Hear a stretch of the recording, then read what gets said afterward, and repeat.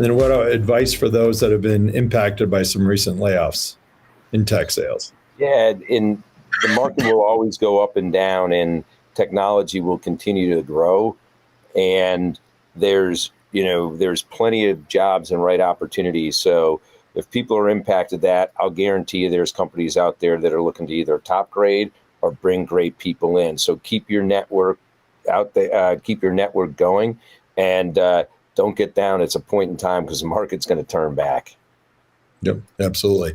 And also, I think a lot of companies have used kind of the layoff thing really, for lack of better words, to do proper performance management, which I think, my opinion is, companies are just getting sloppy with now. And then especially during COVID, you didn't want to do it. So for individuals, I always say take the time to go back and talk to whoever you worked for or whoever you worked with.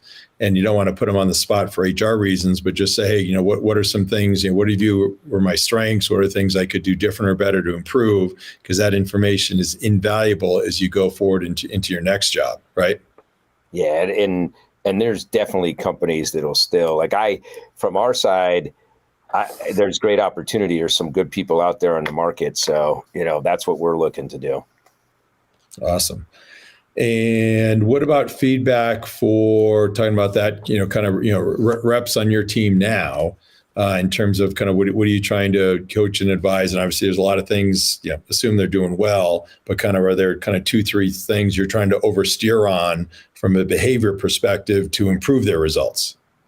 Yeah. So I hit on one earlier, and it is channel. And, so from my side, how you partner every single day is hugely important, and that gives you the most reach in the market. So, those relationships you build over time with channel partners will last you forever. So I would tell you, every single day, that's number one driver from your side. Secondly is your persistence and consistency with the customers out there make your brand.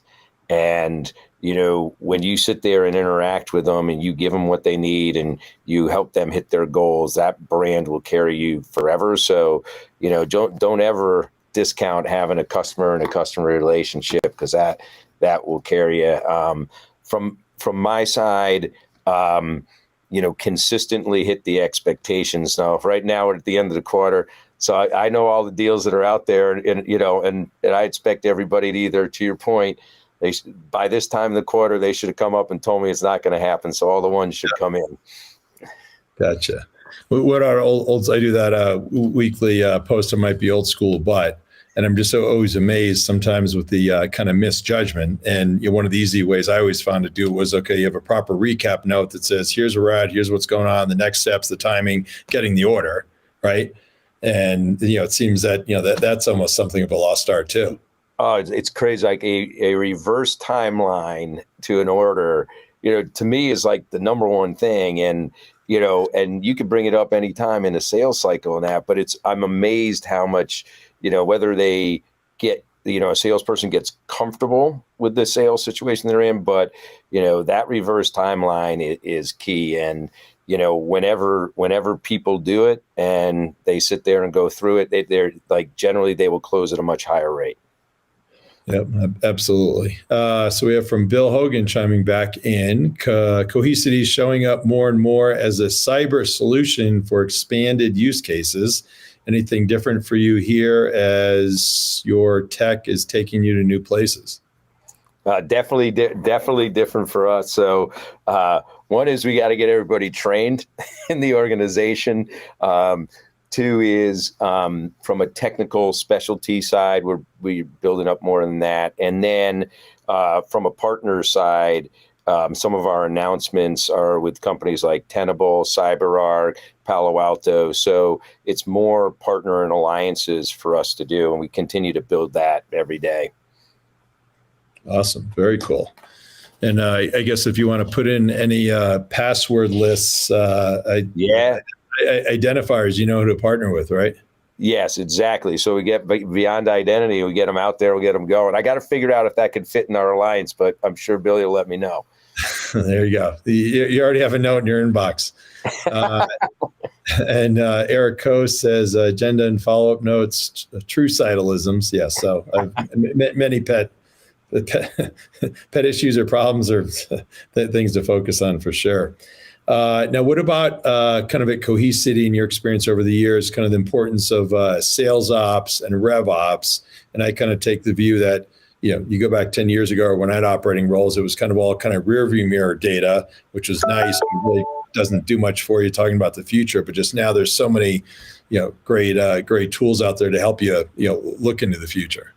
Yeah, and we spend a lot of time there as you look at, one quarter out, 2 quarter out pipelines, right?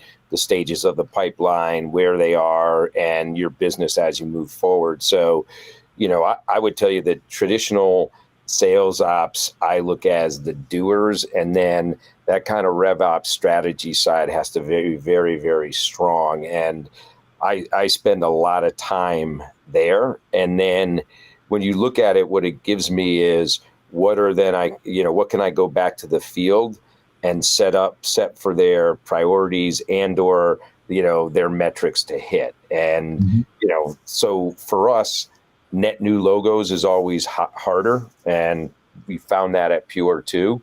But as you can see, as a growing company, our base consistently buys at a good rate, but understanding everything you have out there in your pipeline in order to line that up quarters ahead is really big. Yep, absolutely. Now, what about along the way here, sales leaders that you respect? Yeah, so that's a great question. I got a lot of them. So obviously, I had the opportunity to work at EMC. In that office, I had, Eric Mann, Bill Hogan was there, some great ones there, Steve Fitz, Carl Eschenbach was there for a bit. I would tell you that working with him has been phenomenal. And then, the guy really appreciated at Pure is Dave Hatfield, who's one of the best. And then, Kevin Haverty and I have been friends since college, and I talk to him constantly. So, those are some that come to mind from a sales side. I always got to mention, Bill Scannell, because, the thing I'll say with Billy is he's the first guy. He's on top of things. It's amazing how he's been able to survive in multiple bosses. Survive and thrive.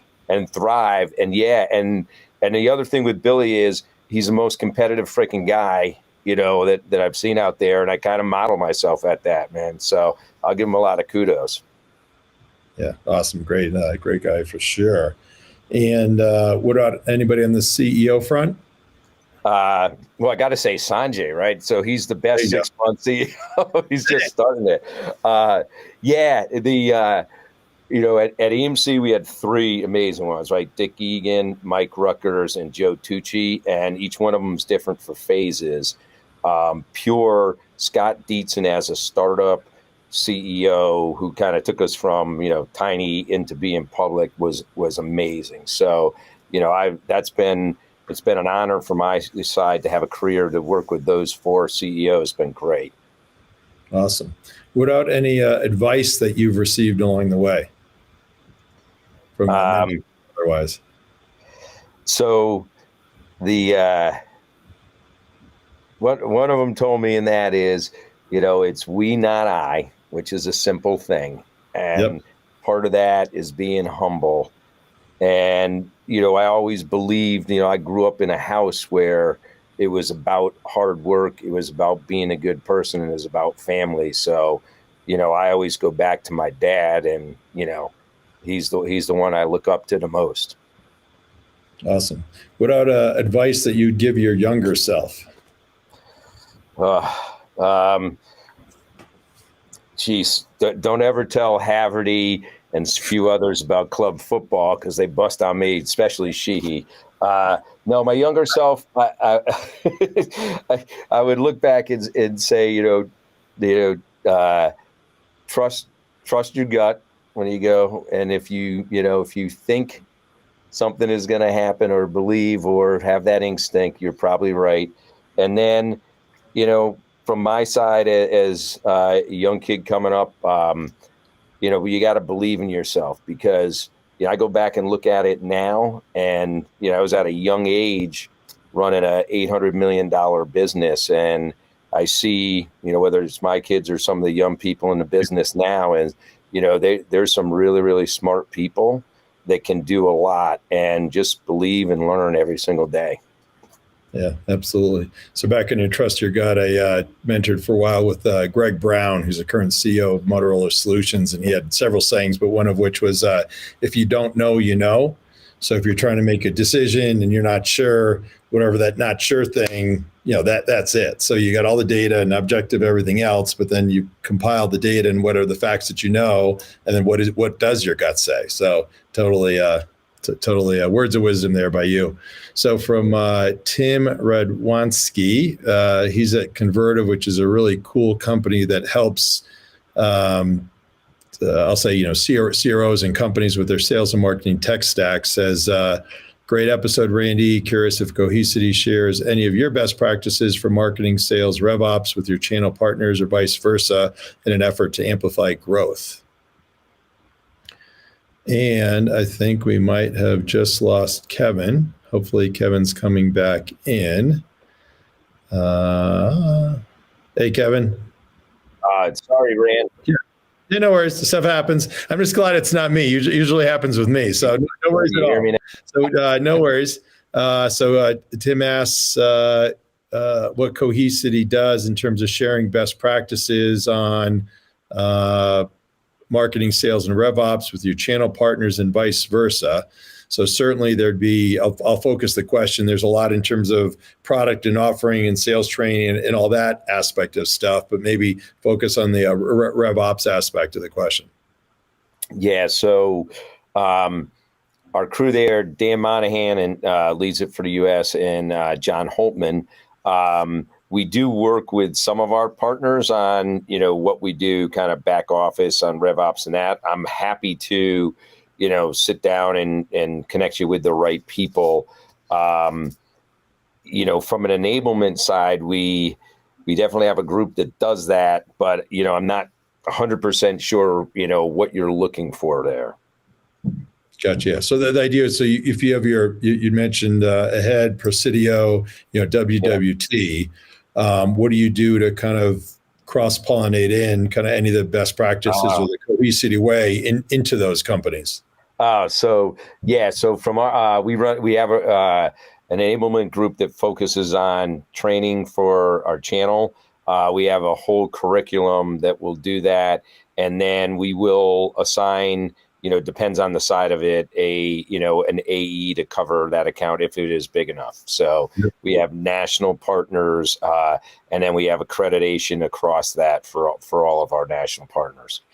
Awesome. All right. Great question, Tim. And sounds like we got a good follow-up there. So as we get down to the end here, you've been fantastic. Really appreciate it.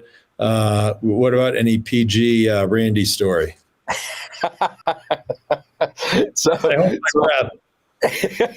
thank God there's only 2 minutes left. Well, I'd have to say one of my all-time favorites was, I think it was 95. I believe it was. And you were the VP in PPG, and you set up I think it was around summertime, and we were in New Hampshire somewhere, and you're like, okay, we got to get the whole team together, and we got to get them fired up in there. So, of course, it was on a weekend, and, after we finished up in the meeting, and there was a little award thing, we headed up to the pool, and, we had a whole bunch of beers at the pool.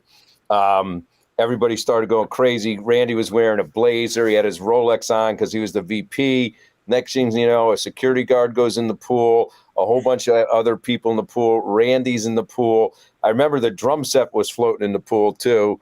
But the best part is after Randy got out, because they were going to shut down the whole party, he convinced the manager of the hotel that instead of everybody leaving in that, we'd be better off just going to a better section of the hotel and finishing the party there, which we did, which was a phenomenal selling job. Randy. So like you understood his needs, you understood the risk, or I would say the business value, which made sense.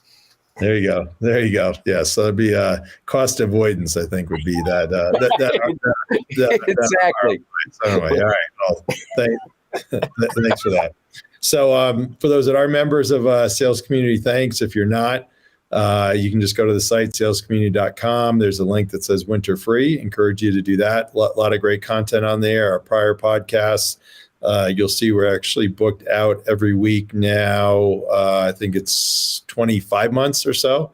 So a little crazy. So some of those folks may be retired by the time we get there. We'll see. And Bill Hogan chimes in here. Blake Galvin took the full blame for pushing the security guard in the pool. All right. Well, I'm going to rein this in here. So next week, actually on Monday, is episode number 110. We have Wendy Kuhn, who has an awesome book she just came out with called Strategy to Reality. So that's on Monday, January 20th. And then we have Costa Harbilis, who's CRO of Intap on February 8th. And February 15th, Paul Hunter, who's at HPE and is managing director running North America there for HP. So good mix of companies here. So anyway, Kevin, you've been awesome. We could have gone on all day. And let me just see this, if I'm going to read this or not. Bill Hogan says, anyway, okay. So, all right. You've been awesome. So stay on here as a recap. And Tucker, thanks for your help behind the scenes. Everybody have a great week. Thanks, Kev. Awesome. Appreciate it.